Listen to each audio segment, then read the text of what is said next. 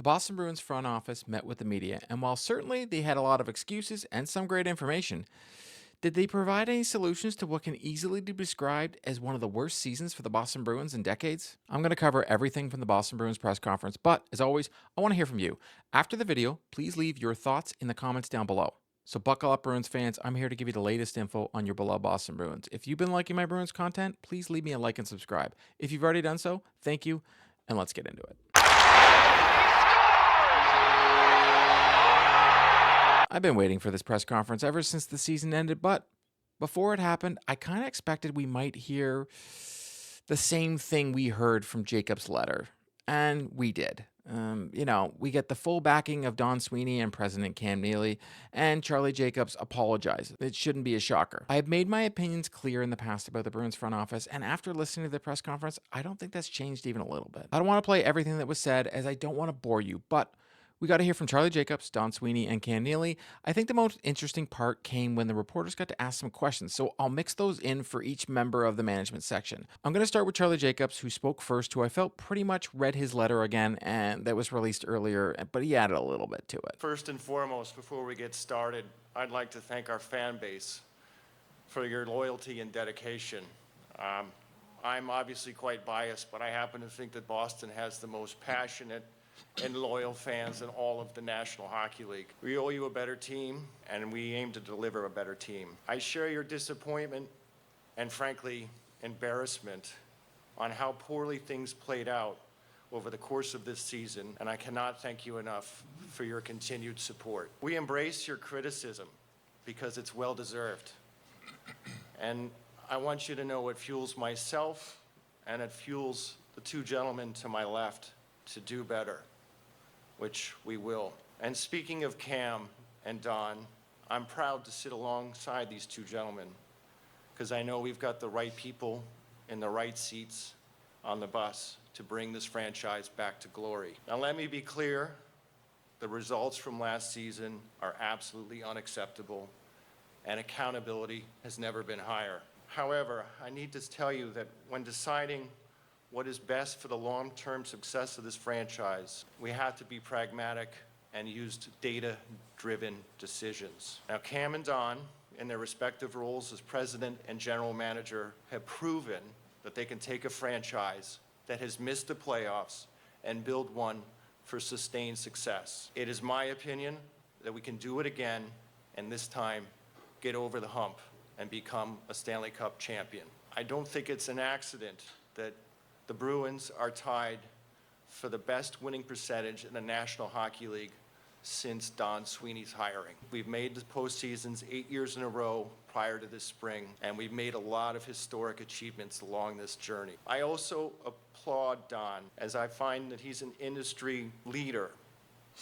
And specifically, I'm referring to general manager for the Four Nations tournament we just hosted this past spring here in Boston, but also being appointed the AGM for Canada's Olympic team next winter. But today is a time to look forward, to hold ourselves to a higher standard, and I believe strongly that we can bring a Stanley Cup back here to Boston. I feel we're in a great position to do so, and I invite our incredible and loyal fans to come along with the ride with us, because together we can do this.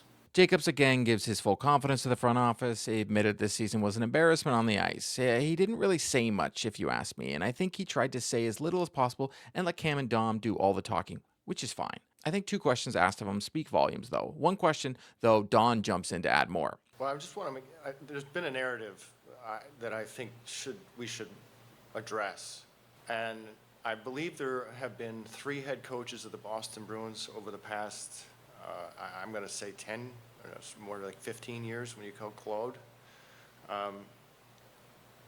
Sweeney's just mentioned, we hired Bruce Cassidy for Providence, and he coached down there and then came up and coached us at the Boston Bruins for some time. I think the shelf life of a head coach is significantly shorter than one of a general manager or a team president. It's the nature of the beast of the job. You can have players' attention for a select window of time, and then unfortunately, sometimes you lose it.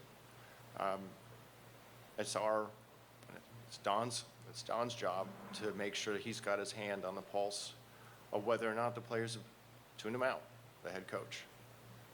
And I feel he's done a pretty good job of measuring that. So can I follow up just for a little context? Joe's been here a long time and actually been under all three of those coaches. I worked with Bruce for 8 years in Providence before he took over the reins. Was part of Claude's tenure here for the whole time. I'm wired to be working with people for solutions and not looking for a quick fix. Bruce grew into a really good head coach in the National Hockey. He remains a really good head coach in the National Hockey. I just worked with him at the Four Nations, and we just won that together. And we offered Monty a contract extension. Couldn't find a landing ground. He did a hell of a job in St. Louis this year. He's a good hockey coach. He led us to an historic season. Sometimes, things go askew, and you have to reevaluate and reassess.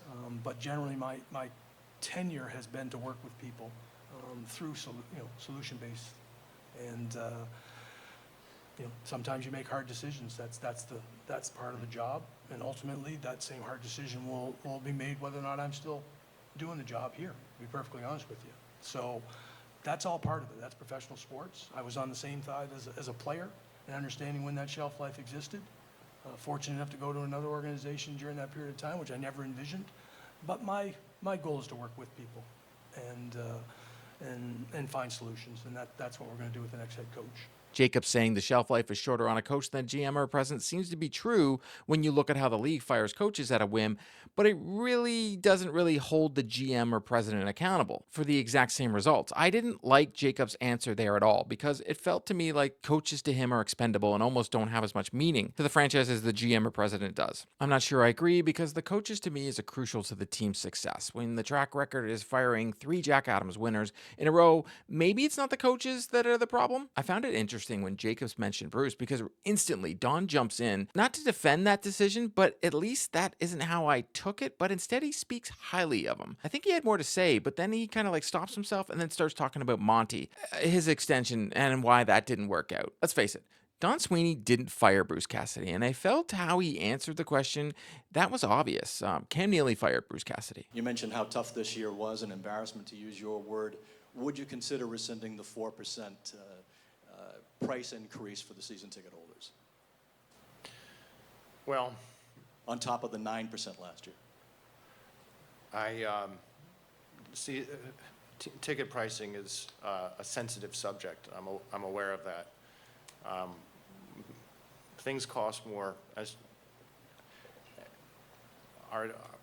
The way our structure of the U.S. economy is based is things cost more. I expect that you probably pay your higher electric bill than you did last year. I know that we, for instance, pay more to open our building for security, for ushers, for concession workers, for parking attendants, everything. People deserve a raise and an increase. Likewise, we increase our ticket prices as our expenses go. I mentioned this before. Every dollar we bring in, 50% goes to the players. We share it. We're in a partnership together with them. So the ticket increase, the price, whether it's 4% or 9%, is all going back into the hockey club.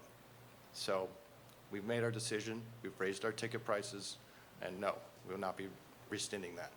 Okay. I think I'm going to take some heat on this take, but I see no issue in the ticket prices being raised to 4%, for the higher cost and things in the area. Ticket prices almost go up every year, and frankly, if you don't think it's worth it, just don't buy them. The cost of everything has been going up every year, but the working class salary hasn't, and that's more of an issue than the cost of the ticket prices going up. But that's a whole different video. Now, let's get to Cam, who I felt tried to keep it short, but in the end, I thought said he had the confidence in Don, but at the same time said Don wasn't perfect. He kind of contradicted himself, but they do that a lot. If any of these three had more excuses than answers, it was Cam. This year was very frustrating for all of us, especially our fans. We have high expectations, and we didn't meet them this year. We fell way short, and it's disappointing for us sitting up here. It's disappointing for our fan base. They deserve better. They've supported us for 100+ years. This gives us an opportunity to regroup a little bit, reset, and build back better. That's what I'm thinking we're going to do. That's what I entrust Don to do. Don has been a great GM in this league. Has everything gone right? No, it doesn't. That's just sports. But there's been more good than bad. Don and his group, in my opinion, have earned the right to get us back to where we all want to be. Cam spent more time trying to justify their decisions more than anyone else all day, brought up the draft and the false narratives. The drafting? Yeah, Well, where we've picked and who we've picked and how it's turned out. well, where you've picked is not a lot of top 10 picks, but ultimately, Not a lot of first-round picks. yeah, but ultimately, are those draft picks, have they developed? Have they come in? Have they come online the way you want them? If that's the case, fine. But Well, obviously, you wanted to hit on all your picks. There's no question. I mean, the work that the scouts do throughout the course of a year, they put in a lot of time and effort. They understand the players as best they can. We get the information from the scouts. Don ultimately ends up making the picks with the information that he gets from the scouts throughout the year. But I think that our drafting and developing, the narrative there is a little off. And it's been going on for quite some time. Goes back to 15. And 15, it was really unfair to Don. By the time Don got hired, it was late May. Draft was late June. He wasn't even probably thinking about being a general manager of the Boston Bruins at the time. What Don did leading up to the draft to make the acquisitions that he did with those picks, to get the 3 picks, I thought was really good.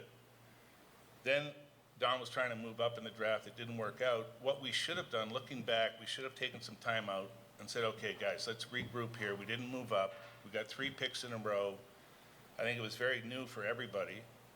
We stood backstage for those 3 picks. What we should have done was get back to our table and say, okay, let's sit down and say, are we okay with our list? And, look, these are things you try to learn from.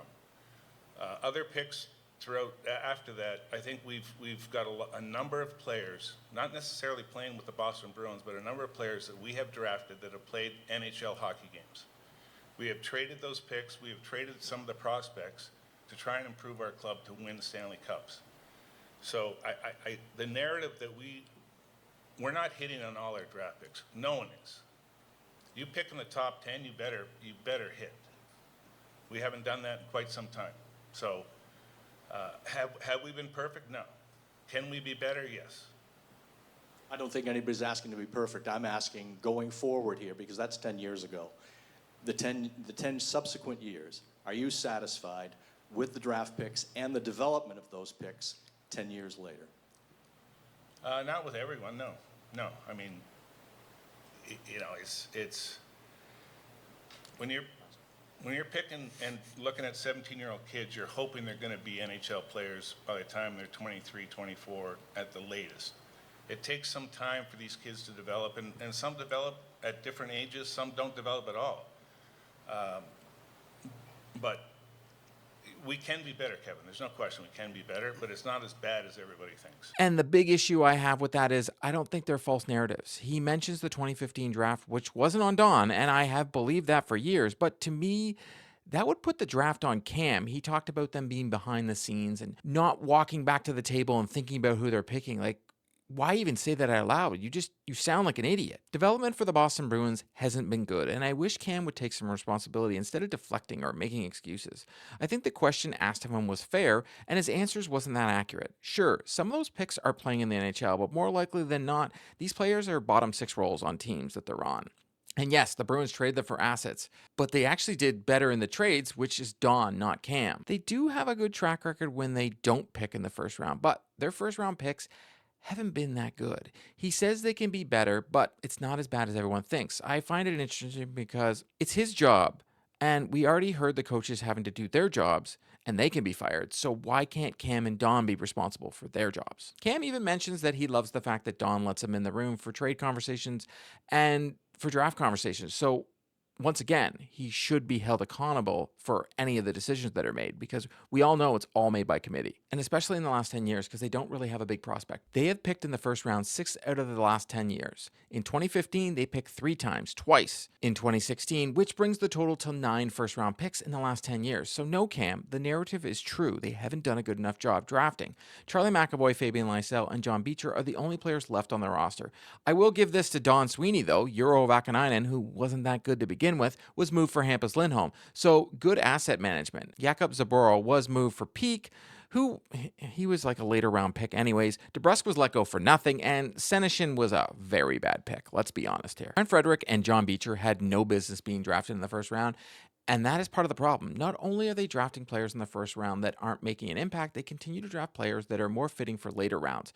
Cam can say how these guys play games, but yeah, you're drafting guys that you know are going to be third and fourth line players. Not only are they drafting players in the first round that aren't making an impact, they continue to draft players that are more fitting for later rounds. It's too early to tell about Lysell or even, Dean Letourneau, but they do have a pattern with their first round picks because they do like to reach. Dean Letourneau didn't have a great year in college, but there's still time, so I won't add them to the list. Going through the list, it shows me they're better at making trades than they are drafting. I appreciate Cam saying the plan on making the playoffs next year, and he does admit Don Sweeney in his last year of his deal with the Bruins. He mentions he thinks Don has done a good job, but he hasn't decided whether he'll offer him another deal, but then adds, it takes 2 to tango. Cam, different position, but there was a report that Don is entering the final year of his contract. A, can you confirm that? And B, is there a That's desire? not a report. I said it earlier. Okay. Okay, fair enough. You want to validate it? You can validate it. It doesn't have any bearing on, again, as I referenced, not to jump in front of Cam and finish the question, it's not going to have any bearing on the decisions. The same questions come up at the deadline. It's irrelevant from the standpoint of the job that I'm going to try and do for the organization. They both know that. Cam, is there any desire to get an extension done, or could you go through next season with that one? Given a lot of thought, I'm still contemplating what the best course of action is, but as I mentioned, I really feel like Don has done a good job here for the most part. Him and his staff have been very collaborative. I like when I sit in their meetings how collaborative they are. Obviously, the year that we had is a huge disappointment, and that falls on all of us, not just Don. That falls on all of us. I'll figure that out in the near future with that particular question, whether we're going to re-sign Don or not. But he's got another year left. Bridget Prue, WEI, both these are for Dawn. Again, it takes 2 to tango. I see Don laugh, but I honestly think this is the first time Don is hearing it, just like when Cam mentioned 64 million reasons, and we all know that was Swayman's first time hearing anything about it. I wonder if Don approaches him about an extension now on the deal because of the whole 2 to tango comment. Now, Don, who I felt spoke the most, and should have spoke the most in the press conference as the GM of the hockey club, he took ownership for the season, which I respect. As Charlie referenced, we've had a lot of success regular season. We've gotten to the pinnacle one time in 2019, and we have to I have to accept the responsibility that this team significantly underperformed, and the frustration that the fan base has. The unique position that Cam and I both have as a player, knowing what this city craves in its hockey team, and we need to deliver that. I think we've done a good job over the course of my tenure as general manager to try and aspire to put the most competitive team we can possibly put together each and every year. We have not hit a reset in quite some time. And pragmatically, we chose that decision at this year's deadline to start to deepen a prospect pool, to look forward to what we have to do to hit the reset, to reestablish a core group, and to get us back to the competitive level that this organization deserves, the city deserves, and our fan base deserves. And again, we're going to we've already put a plan in place. We started it at the deadline to reestablish the leadership group that'll be necessary and to surround them with the most competitive, driven players that we can possibly put together, and that'll include a coaching search. His opening speech was what I expected. He's saying the right things. Do I think he should have lost his job this season? I'm on the fence because knowing the Bruins are done by committee in the front office makes me think that If Don is fired, Cam should be as well. But I thought they should have got fired after the record-setting season and they all tanked in the first round. His speech didn't mean much for me, but it was information he shared later on that I felt mattered. From the coaches themselves? I'll call you up and let you know, Tara, if somebody turns it down the invitation to interview for one of the most historic jobs in the National Hockey League. I understand. I've gone through one coaching search in my tenure during the time here. As I said, I had the privilege of working with Claude. I turned Bruce from an interim into a head coach, didn't go through a search. So the previous time we went through a search, and it was extensive. And we came down with several coaches that we chose a really good coach. We went on to have a really good year. The way we described that, and Cam was part of the process, other people were also part of the process and will continue to be part of the process. Charlie was part of the process at the end to understand, personality and what this coach wanted to sign up for. So in part of the exercise in going forward, every coach that comes through the door will be looking forward to working for the Boston Bruins. We have a 100-year history. We have an incredible amount of success. That's going to drive the bus. Don Sweeney interviewing the person is not driving the bus. I'm entrusted to make every decision possible in the best interest of the organization, and I'm never going to stop doing that. The deadline was a perfect example of what was painful personally and professionally, but almost every general manager goes through it at some point in time, and I don't want to go through it again.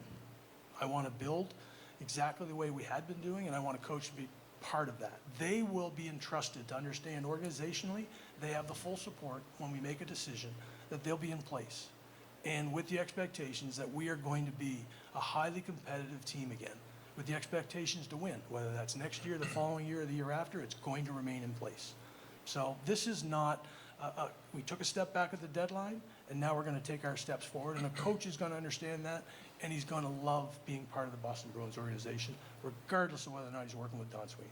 Don speaks to the coaching search, but still giving Joe Sacco a glimmer of hope he can get the job by saying he's still in the race for the job. I don't think he is. I would think if they wanted him, they would have gave it to him already, but that remains to be seen. I did find it interesting that he mentioned some of the candidates could still be coaching in the playoffs, and an experience is something they're looking for. So I'm going to start looking at the assistant coaches of the teams that are in the playoffs. I will do a video after the playoffs on who the Bruins' next coach might be, but I have my doubts they hire an inexperienced coach, given they expect to make the playoffs next year, and also given that Don and Cam are kind of having their jobs on the line this year, so I really doubt they give the job to a rookie coach, even though I wish they would. Don, with the holes that you have in the lineup, and I realize you do have some pieces that most rebuilding teams don't have, but with the holes that you have, how long do you think it will take to build a sustained contender, as Charlie had mentioned?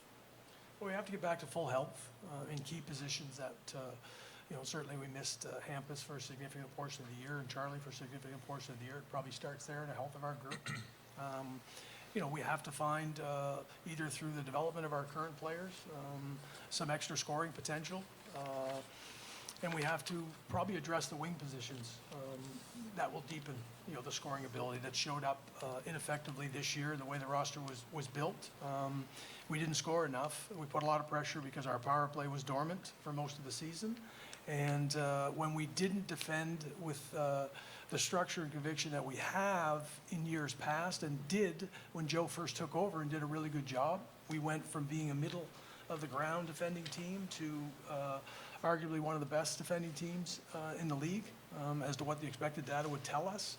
And then in January 3rd, we have a real pivot point that we all of a sudden did not. And that's the problem that started to creep in, where you start to have scoring deficiencies and players that certainly weren't, relative to the year before, hitting their watermarks. Obviously David and Morgan had terrific offensive years, and so we need to be able to complement that in a much better fashion. But I think the scoring potential of our group needs to be increased and addressed this summer, but we need to get back to the competitive level, the speed, and defending with the conviction that we have been doing. Don mentioned that the team will try and pursue some scoring, which is a pleasant surprise if you ask me. It's been painful to watch the Bruins over the last couple of years fail to score goals. Game after game, Sweeney mentioned he's looking for scoring wingers, which makes me think they will be in on Marner and Brock Besser. But he also said he wouldn't just throw away all the money and then have nothing left. So we'll see what he's going to do this summer. He didn't mention the center position, which I found interesting as well. But when you look at the free agent market, I kind of can see why. For some reason, I don't see Brock Nelson as someone the Bruins covet, and I think they hope that last season's chemistry of Lindholm, Pasternak, and Geekie continues next year. I would hope, though, the Bruins explore the trade market for some help down the middle. Again, development comes up, which has been a theme at this press conference, and that's because the press keeps asking about it because we all see something. But again, he defends the Bruins' choices, which I guess he has to, but I don't know why the team is in denial about this. Contract. Is there a term length that you're targeting with him, and how much of or how confident are you that you're going to get to that deal? I will reserve those conversations with my internal group, and obviously if Morgan or his representatives decide to publicize that, then that's perfectly fine with them. They have a goal, we have a goal. I'm not boxed into any one particular year. We're going to look at the entire whether that's term and AAV and all the other things that go with it, and find the landing spot. Our goal is to have a long-term deal. He does speak to Morgan Geekie, which he states they are in talks with currently and hope to have him signed, but they say he's going to be back. Geekie is an RFA, and as Sweeney said, he hopes to have a long-term deal. But if not, he will be back on a short-term deal. At this time, I'm not sure what the dollar amount looks like on this deal, but I would guess he would be asking somewhere in 5 and 6 after a 30-goal season. Second question, you mentioned Swayman's workload and wanting to have more of a competition with Korpisalo. Is there a difference in approach in how much of a workload you're going to give both of the guys next season? Well, we're going to go with what we've always done, in terms of who has the hot hand, who can win, without losing sight of a person needs to have reps. It needs to have game opportunities. And at times this year, there were a couple opportunities that I've discussed with Bob and Joe that we probably missed an opportunity to allow Corpy to have a little bit of that rope, in particular when he was playing well. That's sometimes the decisions that, as Bob would say, the goalie excellence department, the goalie not as excellent department this year, and he's been on record as saying that. I was actually surprised goaltending wasn't more of a topic during this press conference, but I guess since the media and everyone else has talked to death, everyone just wanted to avoid it. Sweeney saying that Swayman took ownership on his bad season and the workload didn't bother him. It's just no surprise, But I guess the sense that Sweeney didn't buy it, and he did allude to Korpisalo asking for more starts, but he didn't allude to Korpisalo might be being moved. But we all kind of feel that after the vibe he kind of had out of his exit interview. Nowhere, though, did I get a sense that Sweeney is looking to trade Swayman, and he mentioned Swayman would be playing for Team USA at the Worlds. He also expects Swayman to play better next season. At this point, he can only go up after such a bad year. There were signs of improvements from Swayman later in the year, but I truly felt he just had a bad season. All in all, there wasn't anything groundbreaking from this press conference, except maybe the body language. Cam seemed more reserved, but was defensive at times, which he's shown before.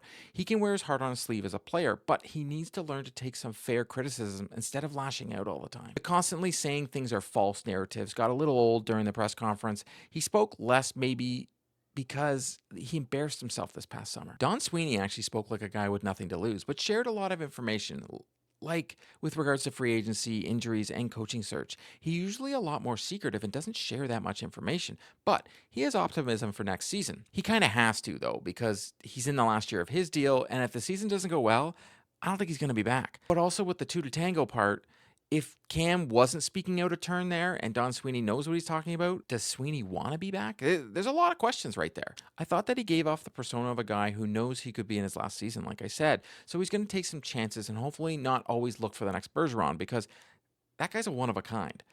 I think they did what Cam wanted last offseason, which is get big and tough, but it didn't pay off, and they were slow and terrible to start the season.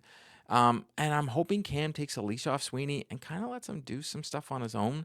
I just know that some of the decisions they've made over the last couple of years, they're more Cam Neely decisions. Only time will tell, but one thing is for sure, we won't hear from them till around the draft or at least the draft lottery. I don't think it's going to be a drama-filled offseason, but I do think it's going to feel like a long offseason. But the good news is we can watch a couple players at the Worlds, as Sweeney mentioned, Andrew Peak, Jeremy Swayman, Mason Lowry, and David Pasternak will all be playing at the tournament, so make sure to watch. As always, I want to hear your opinion about everything said at the press conference and your thoughts on what it all means. That's a wrap on today's video. To stay up to date on all the news surrounding the Boston Bruins, please subscribe and drop me a like. News breaks surrounding the Boston Bruins, be sure to check out the channel. If you've already subscribed to the channel, thank you, and I'll see you next time.